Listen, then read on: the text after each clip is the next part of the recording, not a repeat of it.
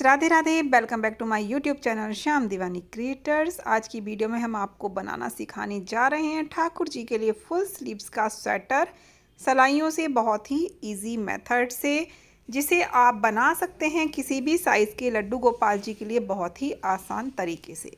तो देखिए, मैंने ली हैं 10 नंबर की सलाइयाँ और उसी के अकॉर्डिंग लेनी है हमें ऊन। तो आप देख लीजिए, 10 नंबर की सिलाई पर जो ऊन काम कर जाए उसी के अकॉर्डिंग हमें फंदे डालने हैं। इससे ये होगा, आप 10 नंबर की सिलाई के अकॉर्डिंग ऊन ले रहे हैं तो आपको बनाने में इजी पड़ेगा, क्योंकि फिर आप ये सोचेंगे कि अगर मोटी ऊन है या पतली ऊन है तो अगर सिलाई भी चेंज हो जाएंगी तो फिर किस तरह से हमें उसके फंदे डालने होंगे।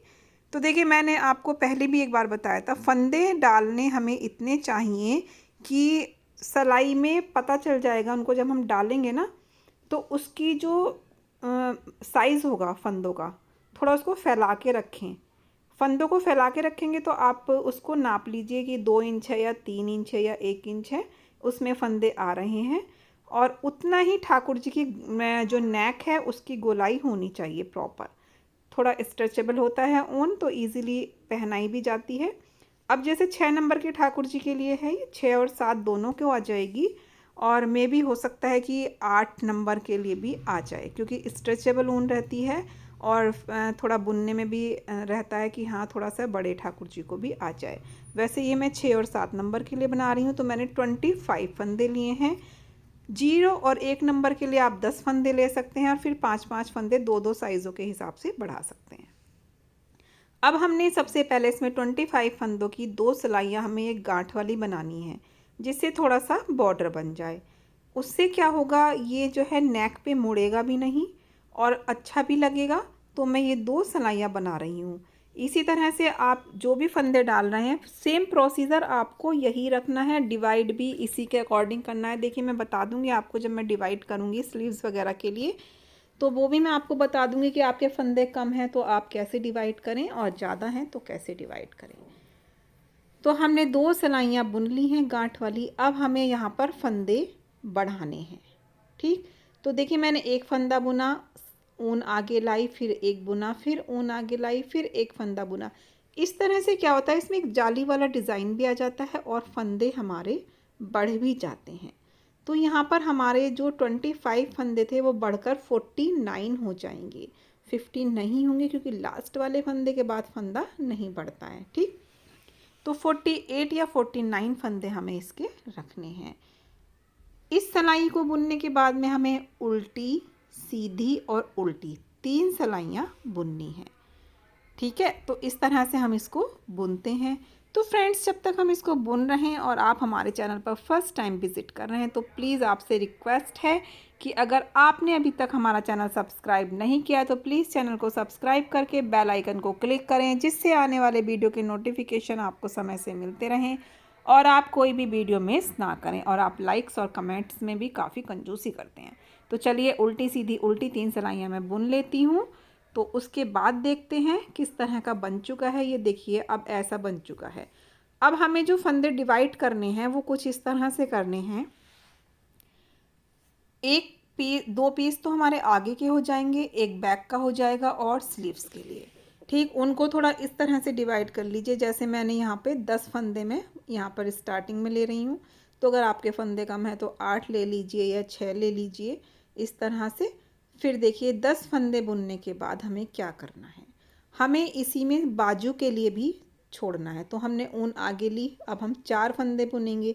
ये जो 4 फंदे हम बुन रहे हैं, यहाँ पर हम एक स्लीव्स के लिए मार्क कर रहे हैं। ठीक, यहाँ से ये फंदे बढ़ेंगे 4 फंदों के बाद। फिर हमने ऊन आगे की, देखिए 4 फंदों से पहले भी की थी और 4 फंदों के बाद भी, तो इसका मतलब ये 4 के हमारे 6 हो जाएंगे। ठीक, अब हमने जैसे 10 फंदे स्टार्टिंग में लिए थे, तो 20 हम बैक साइड के लिए लेंगे।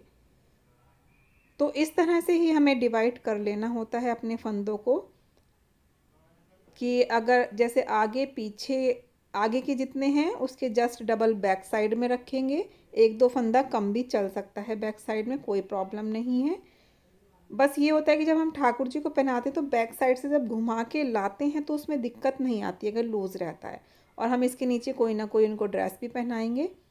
तो देखिए, हमने यहाँ पे 20 फंदे कर लिए हैं। अब हम फिर से ऊन को आगे लाएंगे और वही प्रोसीजर जो हमने 10 फंदों के बाद किया था वही यहाँ पे करेंगे। देखिए ऊन आगे लाए, 4 फंदे बुने। यहाँ पे देख लेते हैं एक बार 10 फंदे बचे हैं क्या हमारे, कभी हमने कहीं पे काउंट गलत कर लिया तो देखिए पूरे 10 हैं। तो फिर हम ऊन आगे लाएंगे और इसको 10 फंदों को बुन लेंगे। तो ये हमारा यहाँ पर डिवाइड हो चुके हैं स्लीव्स के लिए, आगे के पीस के लिए और पीछे के पीस के लिए, ठीक। और जो जो फंदा हम आगे लाते हैं उल्टी सिलाई पर वो बुना जाता है तो वो फंदा बढ़ जाता है। अब हम पूरी उल्टी सिलाई ऐसे ही बुन लेंगे। इससे क्या होता है, जाली का डिज़ाइन भी आ जाता है, फंदा बढ़ भी जाता है और हमें पता भी रहता है कि हमने फंदा कहाँ पर बढ़ाया है।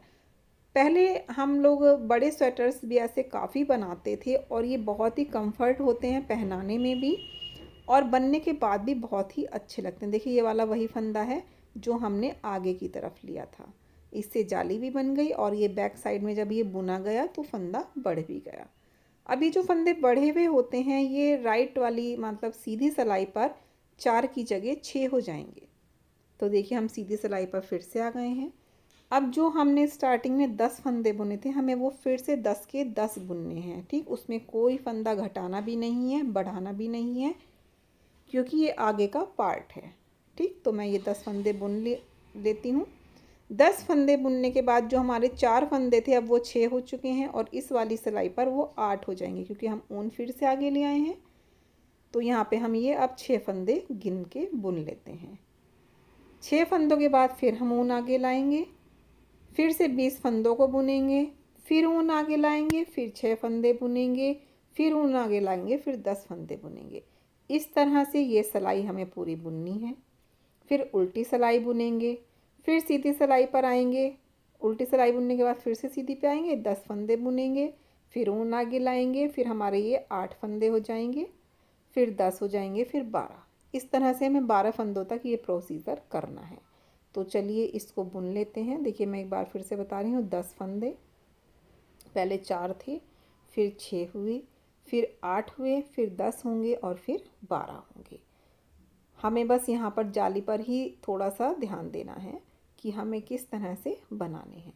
तो इसको हम बिल्कुल सावधानी पूर्वक बनाएंगे। उल्टी सिलाई पे हमें कुछ घटाना बढ़ाना नहीं है, उल्टी सिलाई को ऐसे ही बुनना है। बस 10 और बीच के 20 फंदों के आजू बाजू हमें फंदे बढ़ाने हैं।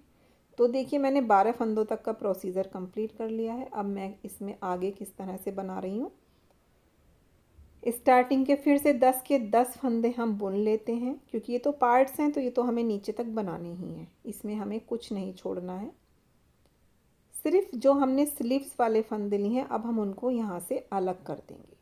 तो जो हमारे 12 फंदे हैं उनको हम एक सेफ्टी पिन की हेल्प से उसमें पिरो लेंगे। देखिए 1 2 मतलब पूरे 12 हैं, इनको इसमें हम पिन में बंद कर देंगे। इससे क्या होगा सेफ्टी पिन से कि हमारे फंदे इधर उधर नहीं होंगे। कई बार ऐसा होता है कि हम उसमें धागे में भी करके छोड़ देते हैं, उसमें करने की ज़रूरत नहीं है, उसको पिरोने में भी दिक्कत आती है। तो हम इसको यहाँ पर कर लेते हैं। अब ये जो पीछे के 20 फंदे हैं इनको बुन लेते हैं। इन 20 फंदों को बुनने के बाद में जो फिर से 12 फंदे आएंगे हमारे, उनको फिर दूसरी सेफ्टी पिन में कर लेंगे, क्योंकि हम इसी में करेंगे तो थोड़ी सी दिक्कत आएगी, ठीक। और ये ऐसा हो जाएगा कि अब नीचे के पार्ट्स के लिए जो पूरा है वो जॉइंट हो जाएगा, इसको हमें स्टिच करने की ज़रूरत नहीं पड़ेगी, क्योंकि अगर अलग अलग पार्ट बनाते हैं तो हमें उनको जोड़ना पड़ता है। इसमें मतलब हमें सिर्फ स्लीव्स में थोड़ी सी सिलाई लगानी पड़ेगी और हमें कहीं पे कोई सिलाई नहीं लगानी है। तो देखिए यहाँ पर मैं ये पूरे के पूरे 20 फंदे बुन रही हूँ। आप चाहें तो इसमें दूसरे कलर का भी यूज़ कर सकते हैं, नीचे आप पट्टियाँ डाल सकते हैं, बट मैं ये पूरा सेट वाइट कलर का बनाऊंगी। आपको मैं इसकी पजामी भी बताऊंगी बनानी। तो ये मैंने देखिए दूसरी सेफ्टी पिन ले ली है। अब मैं इसमें ये 12 फंदे पिरो के रख रही हूँ अलग से, कि जिससे हम बाद में स्लीव्स को बुन लें। पजामी मैं इससे नेक्स्ट वीडियो में अपलोड करने वाली हूँ आज ही, तो उसको भी आप देखें। लिंक आपको डिस्क्रिप्शन बॉक्स में या एंड स्क्रीन मिल जाएगा, तो आप वहाँ से देख सकते हैं। ये देखिए इस तरह से, क्योंकि एक ही वीडियो काफ़ी लंबी हो जाती है, फिर आपको समझने में भी थोड़ी प्रॉब्लम्स आती हैं, तो मैंने उसको अलग अलग डिवाइड कर दिया है। पजामी और कैप मैं आपको नेक्स्ट वीडियो में बताऊँगी। तो देखिए हमने इस तरह से ये सारे फंदे बुन लिए। अब हमें क्या करना है, इसके बाद में जितनी हमें लेंथ रखनी है ना नीचे को, इतना हम बुन लेंगे, जितना भी आपको लगता है कि हमारे ठाकुर जी को कंफर्ट आ जाएगा। और देखिए प्लीज़ इसको, ये मेरे से पीछे हो गई थी, इसको इधर ही कर लेना है, क्योंकि बाद में इसको इधर निकालने में बहुत दिक्कत आएगी। जब हम नीचे तक बुन लेंगे तो थोड़ा सा सही नहीं रहेगा। हमें राइट साइड पे ही रखना है, क्योंकि बुनना हमें इधर से ही है, इनको बैक साइड से नहीं बुनेंगे, क्योंकि स्लीव्स फिर पूरी बनने के बाद इधर की तरफ को सीधी नहीं हो पाएगी। ठीक, अब ये देखें हमने इतना बुन लिया। इसके बाद में मैंने थोड़ी सी उल्टी सिलाइयाँ बुनी हैं, दोनों तरफ से उल्टा ही है ये, जिससे बॉर्डर बन जाए। तो ये कुछ इस तरह से बन चुका है। अब इसमें यहाँ पे हम चिट बटन लगा देंगे तो ये यहाँ पे बंद हो जाएगा। ऊपर से कोई भी आप फैंसी बटन लगा सकते हैं। ये पीछे की साइड हो गई। अब जो फंदे हमने सेफ्टी पिन में करे थे उनको हम सिलाई में ले लेते हैं। देखिए फ़िलहाल तो हमें इस साइड से लेने पड़ेंगे, फिर हमें दूसरी सिलाई में उनको सेट करना पड़ेगा, क्योंकि इधर से ही हमें बुनना स्टार्ट करना है। हमने इधर ही छोड़े थे ना, बुनाई जो छोड़ी थी हमने वो इधर तक बुन चुके थे हम, तो हम इधर से ही स्टार्ट करेंगे। इसलिए पहले मैं इस सिलाई में परो रही हूँ, फिर दूसरी सिलाई में इन फंदों को ट्रांसफ़र कर दूँगी। तो देखिए मैंने दूसरी सिलाई में ट्रांसफ़र कर दिया है। अब हमें क्या करना है, इन फंदों में बस एक एक फंदा हमें साइड से बढ़ाना है। तो देखिए यहाँ से हम साइड से उठा लेंगे, 12 थे 14 कर लेंगे। इससे क्या होगा, जो इसका जॉइंट है ना ये अच्छे से सेट हो जाएगा, थोड़ा सा ज़्यादा लूज सा नहीं रहेगा मुड्डे पे कि आपका थोड़ा अलग अलग सा लगे। तो अब हम इन 12 फंदों के जो 14 फंद हो जाएंगे, देखिए एक हमने ये स्टार्टिंग में बढ़ा दिया, एक हम लास्ट में बढ़ा देंगे। और इस ऊन के टुकड़े को ना अंदर दबाते हुए चलें, इससे क्या होता है कि हमारी जो ऊन होती है वो खुलती नहीं। अगर आप नॉट पे लगा देते हैं कई बार तो वो खुल जाता है। अगर आप इसको फंदों के बीच में दबा देते हैं तो ये बिल्कुल सेफ़ हो जाएगा, हमारी स्वेटर कहीं से भी नहीं खुलेगी।